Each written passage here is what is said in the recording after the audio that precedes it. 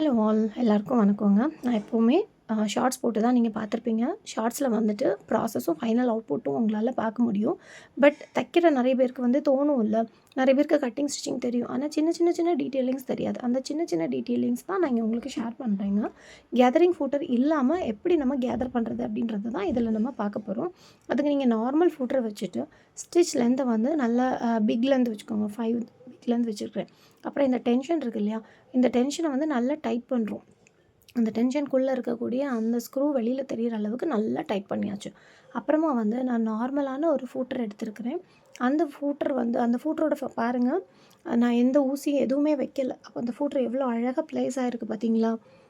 இதனால தான் துணி வந்து அழகாக நமக்கு வந்து தைக்க வெளியில் போகும்.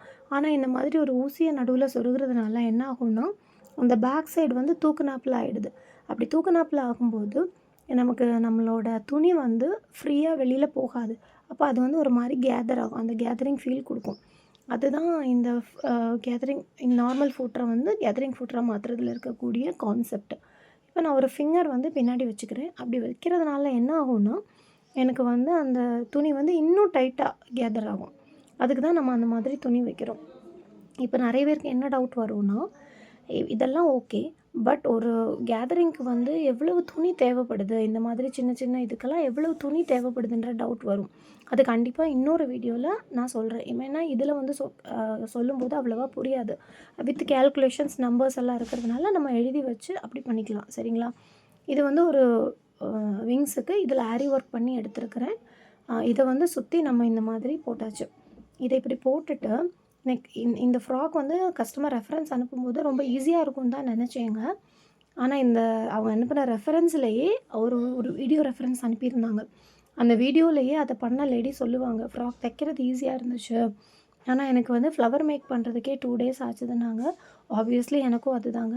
கிராஸ் பீஸ், இது எல்லாமே cross piece. 40 meter cross piece, 40 flowers செய்யணும். ஸோ வந்து கிட்டத்தட்ட எனக்கு 4 மீட்டர் ஆச்சுது. ஒரு 4-5 மீட்டர் ஆச்சுது. ஏன்னா ஒரு மீட்டர்லேயும் 8 ஃப்ளவர்ஸ் தான் வந்தது. இந்த மாதிரி ஃப்ளவர்ஸ் எல்லாம் கையாலே பண்ணிவிட்டு அந்த ஃப்ளவர்ஸ் எல்லாத்தையுமே ஊசி நூல் வச்சு தனித்தனியாக ஸ்டிச் பண்ணேன். ஆக்சுவலாக மேனிக்யூனில் போட்டு ஸ்டிச் பண்ணால் நல்லா இருந்திருக்கும். பட் என்கிட்ட இருந்த மேனிக்யூன் வந்து பார்த்திங்கன்னா 2 years பேபி மேனிக்யூன் தான். பேபி மேனிக்யூன் வந்து என்கிட்ட இருக்கிறது 2 years பேபி மேனிக்யூன். அதனால் அதில் வந்து 1 year பேபியோடதை போட முடியல.